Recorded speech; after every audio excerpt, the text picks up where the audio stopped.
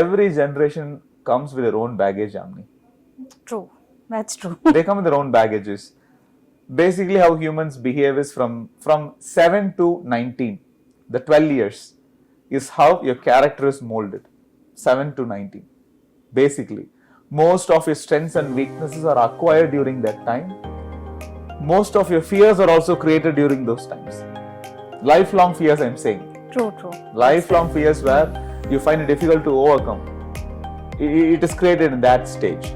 So instead of putting each generation against each other, pointing out their weaknesses, I believe we should stand together and complement our strengths and weaknesses. Only that can help us fight this together. Because with only one generation, we cannot achieve what we are trying to achieve as a country or as an organization. And to be honest, in succession planning, we'll have to see the generational gap also. Yeah. The so-called Gen Alphas and Gen Zs and Millennials, how they work along with each other, how they complement each other's strength and weaknesses is all that we have to see together. And one important thing I would like to say is, every generation comes with their own baggage, Amni. True. That's true. They come with their own baggages. Basically, how humans behave is from 7 to 19, the 12 years, is how your character is molded. 7 to 19. Basically, most of your strengths and weaknesses are acquired during that time. Most of your fears are also created during those times. Lifelong fears, I'm saying. True. Lifelong fears where you find it difficult to overcome. It is created in that stage. So instead of putting each generation against each other, pointing out their weaknesses, I believe we should stand together and complement our strengths and weaknesses. Only that can help us fight this together. Because with only one generation, we cannot achieve what we are trying to achieve as a country or as an organization. That's true. And luckily, we are in one of the best times in the Indian history. The entire world is looking at us because we have such a large crowd of young people. Young minds, educated minds, people who are ready to work and who people want to prove themselves to the world. And India is no more a domestic country. We are now a global country, and we have a lot of our people working across various boards and various industries. So the chances of them opening up a door for other Indians or other Indian mind is really high. And this time we should stand together with cross generational strength rather than blaming each other, saying that this is your weakness, my weakness. I don't think that blaming is going to work out. Yes. So now it's time for us to embrace our strengths and weaknesses together. So I always ask Gen Zs and Millennials to work together, because generally the pop culture is, people consider Gen Zs as people who don't want to take accountability, but they want to enjoy all the riches. And millennials are seen the opposite way, people who take too much responsibility and don't take a time off. They don't want to cool. They are always worried, especially Indian millennials, I'm saying. We'll have to find a midpoint, Yamini, no other option in succession planning. Because imagine, I am somebody who's carrying around 7 years of experience and I have to choose my next leader. There are less chances I'm going to choose the leader from my generation. How will I choose? He'll be my peer somewhere. Correct. So I'll have to go below my generation, somebody who has difference of opinions, difference of thoughts, different ways of doing things. I'll tell you one small example. This was very famous.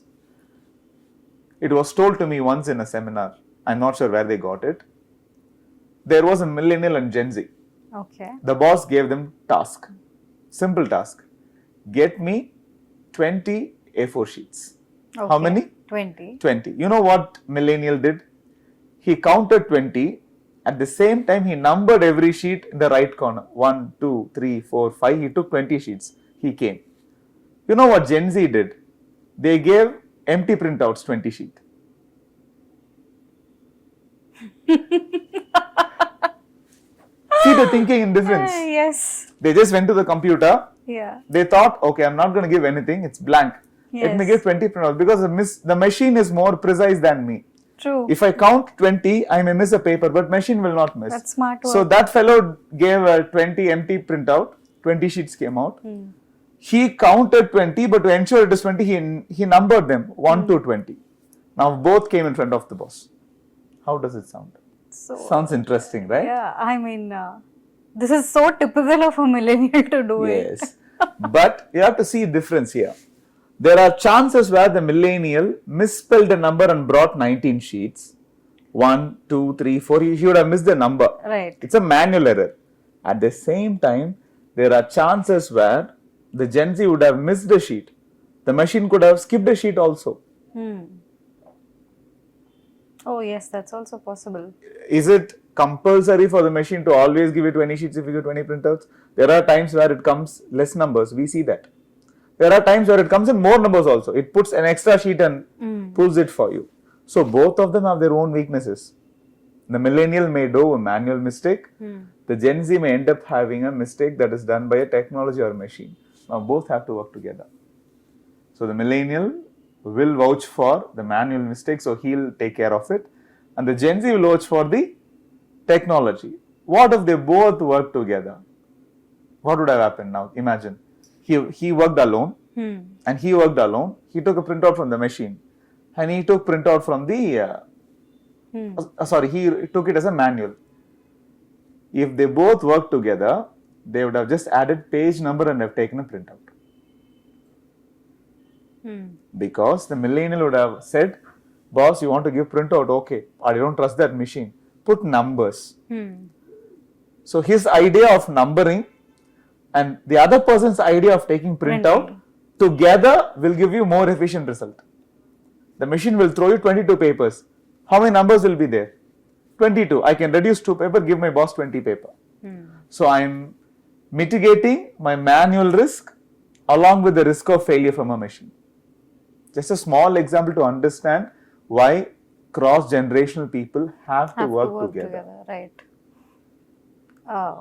So this is also highlighting or rather pointing out at how feeling inclusive is also important here. Exactly. Not just for the new generation, but the older ones also. Yes. Because somewhere they could be intimidating as well. I mean, the older generation probably gets intimidated by the So see, new it ones. is always the dinosaur effect. You know what's the dinosaur effect? No. Dinosaurs have lived more years than humans, but they have done less damage than us to this world. They have survived longer on this planet Earth than any single human being, at least Homo sapien, what we are now. But we have done extreme damages to planet Earth than what they have done. Right. So, the old generation of dinosaurs and they are worried about us doing damage. And we are like the young new generation who's damaging everything on the way. So, I'll put it this way. When it comes to diversity in an office, the typical thinking is we'll have to maintain a ratio of a healthy ratio of male and female employees. That is very outdated. Nowadays, even if you don't want to maintain it, you cannot hire only one gender. Both the genders are educated, both genders are talented, both are ready for a job and both are ready to deliver the job as expected. Early time, first generation female employees were struggling between two, being a mother and being a worker. Being a wife and being a worker. But father was just a father. He works in a company, comes back and he enjoys the privilege of being a father. But the first generation of female workers, especially in India, didn't have that leverage. My mother didn't have that leverage, your mother didn't have the leverage.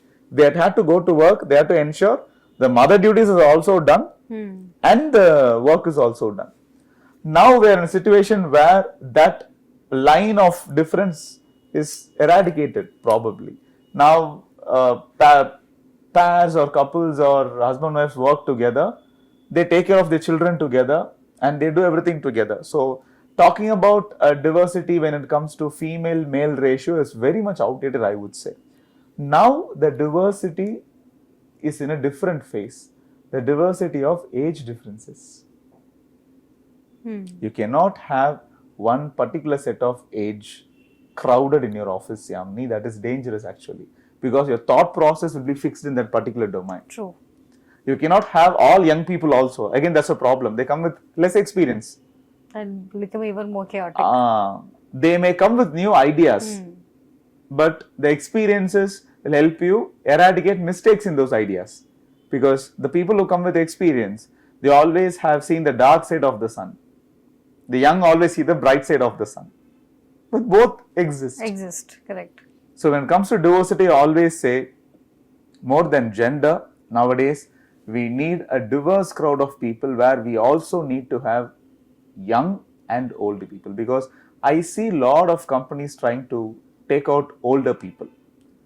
Previously, your retirement was 70 if you work. And then it got moved to 58 legally. They said, don't keep people in job for a longer period of time, let them enjoy their olden days.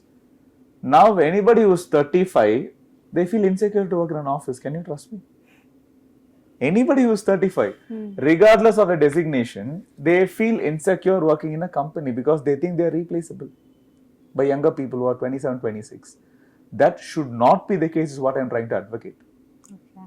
Because they started their career in 22, 23 and they carry an experience of 15 years and nobody can match that knowledge, that experience. No matter how talented a young kid comes, you cannot match it with the experience because they have seen the transition of being a manual person and then moving into an internet related work environment and then moving into a hyper connected digital work environment, now into a remote work environment.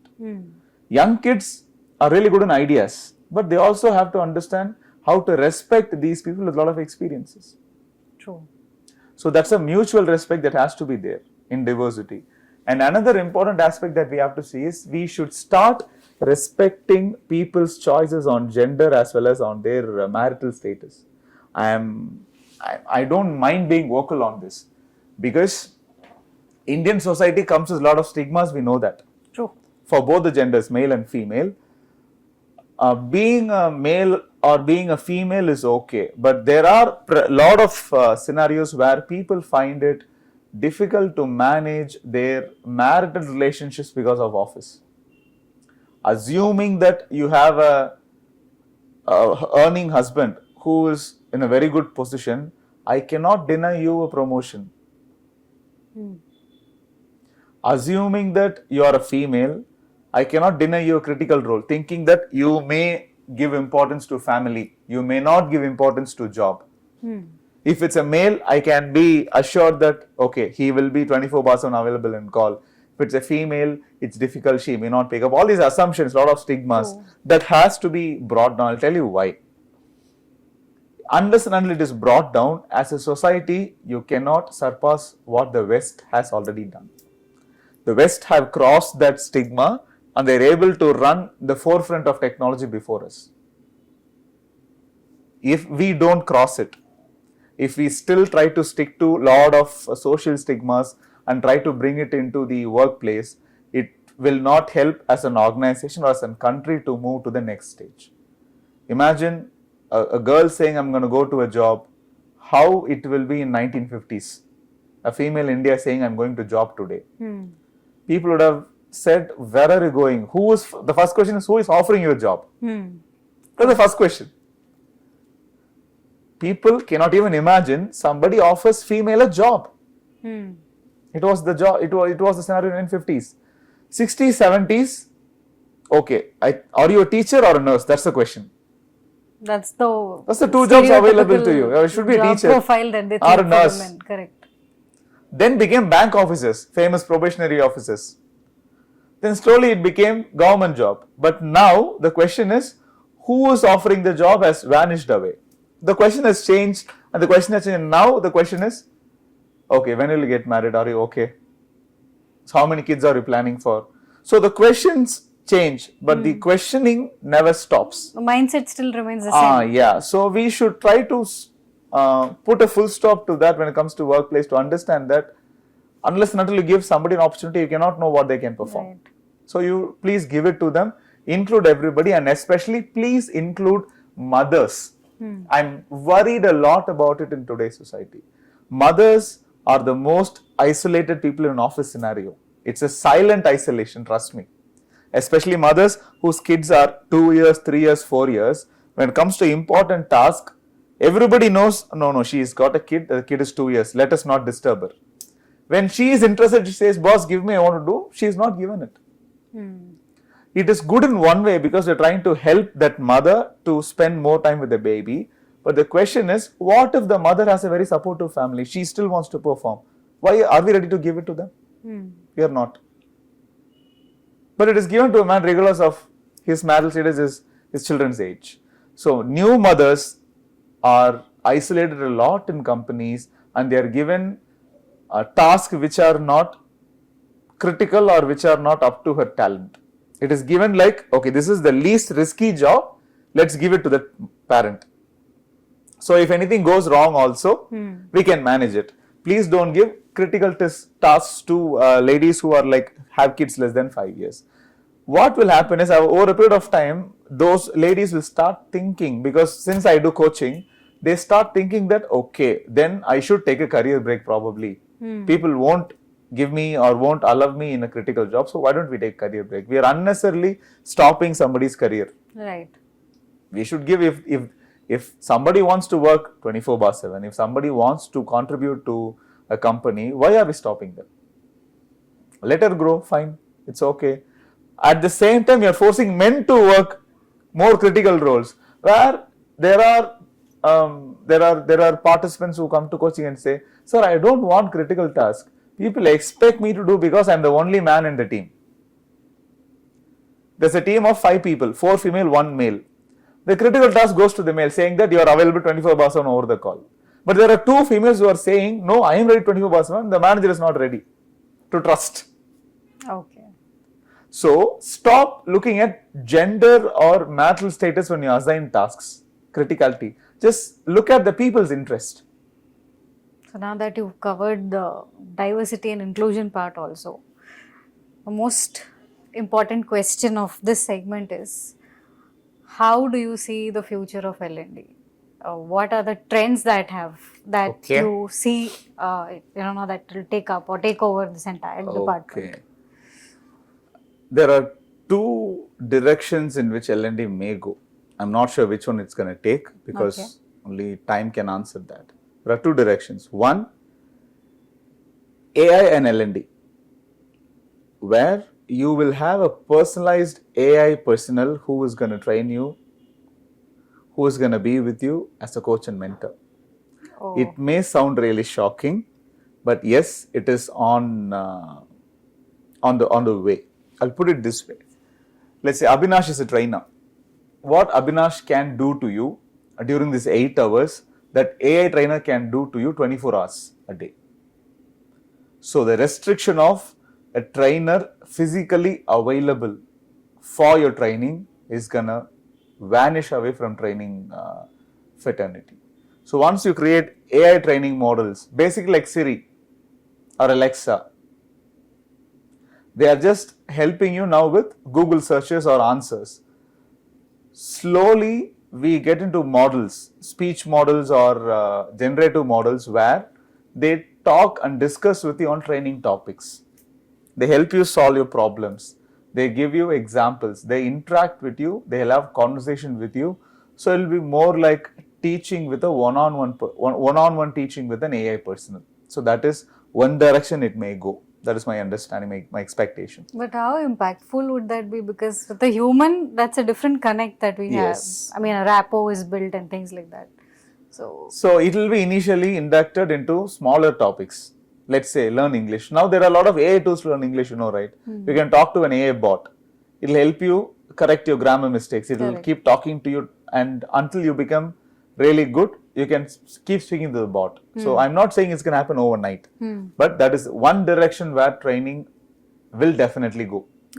AI trainers, where content will be created in the background. The AI trainers will train you. And another important thing why the AI trainers are required is the restriction of somebody physically available. That can be removed. So people don't have to come to one classroom. People can take it wherever they want. And it will be very engaging. That is one direction. The second direction, people will start creating their own training programs for themselves. This is interesting. Yes.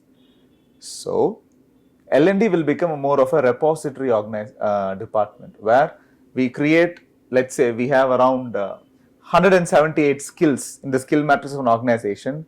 The L&D team will create content on various aspects, videos, presentations, workbooks, assessments. We'll create the entire content. People will come, they will choose what they want to learn, they will fix their own timeline, they will learn and they'll finish it. So the intervention of an L&D person will become minimal. I will even say minimal. L&D person or L&D department's roles will become similar to R&D department. So the L&D person will have to do a lot of research, they'll have to learn a lot to understand or to see what people do. And L&D will become more of an analytical department rather than delivery department. So let's say we are maintaining 100 people workforce and we are able to predict a future trend of so and so technology. Now it will be the sole responsibility of the L&D team to prep the existing 100 people to technology within a particular period of time. Correct. For that, I cannot sit and keep teaching you or training you. It won't work out that way. So I'll have to create repositories where we will work together and we'll try to upskill you. So either it's going to be completely AI driven where AI trainers will be there. Companies can customize the look and physical feel of the trainer. They can give even names. It will be very interesting. The other part is people will have their own programs tailor made. 100% according to their need, they will pick modules and they will learn. This is my understanding on the current trend and what will happen if this goes in L&D. Yeah, but both do sound promising. I mean, whether it is AI doing it for us or an individual trying to design their own L&D program, both ways it will, I believe it will do best. Yes, but one thing, I don't want the L&D fraternity to panic, thinking that I may lose my job. I'm really good in delivery. What will I do? No. Nobody can replace a human being. First, you will have to understand that you are more valuable than AI. You will be cross-utilized. And you should be ready to adapt and become a flexible person. Simple as that. When I started my L&D career, for the first 2 to 3 months, I was trained on how to do research for a content. Okay. And my mentors will not accept a content if I have not put in 100 hours of research onto it. Trust me. If I have not done 100 hours of research and I don't have proper material, substantial, my content will not be approved for training. That was the scenario. Now, if you use an AI platform and you give one topic, let's say, simple topic, email etiquette.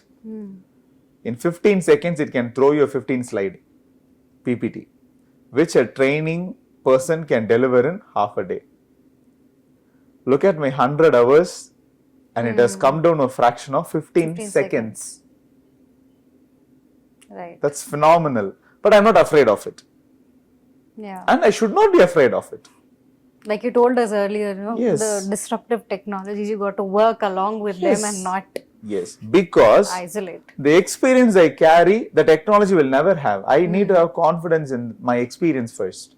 True. And second, the technology is always like a weapon. Without